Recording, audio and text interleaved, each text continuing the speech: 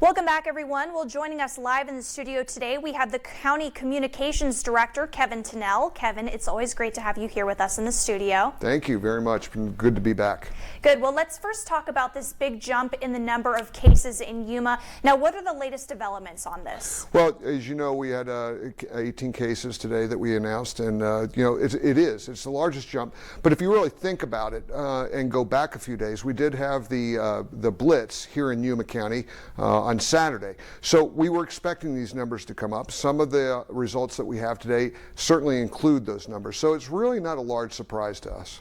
Okay, and your question of the day in your press release today was whether the virus can be spread in places like pools and things like that with the heat going up and people are, kind of being allowed to go outside more now. What can viewers know about spread going to community pools or just being in their own backyard with others in places like that? Right, and of course, we are heating up and people want to get out there and enjoy themselves a little bit. And really being around your pools, it's still the same mantra that we've talked about before. It's not so much the water or worrying about being in the water, it's how you congregate yourselves during those times. You still want to socially separate from people. You can still be in your small groups, maybe a group of 4 or 5 or whatever it is, but socially separate. That's what we're seeing across the country, like over in Florida, where they've opened up some of their beachfronts still. They're allowing them to do that, but they have to be socially separated. Very important here because we still haven't hit our peak. The peak for Yuma County, by our modeling, is not till the end of May, beginning of June. So while we try to get back into the economy, try to get back to business, we certainly still don't want to mess it up by not socially separating anymore.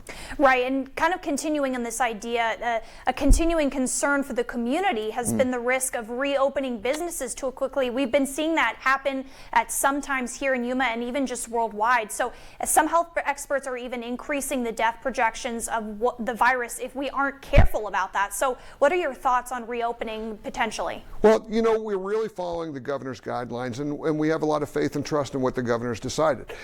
It's really up to the people. We've talked from the very, very beginning of me first coming here is that our recovery here is incumbent upon how we act as a community, how we take care of ourselves, how we take care of our families, how we take care of our businesses. So if people want to get back to business, if they don't want to have the threat of this around, we do have to follow these guidelines. There's going to be some strict guidelines at the very beginning, but let's stay socially separated. Let's show the rest of the country we know how to do it.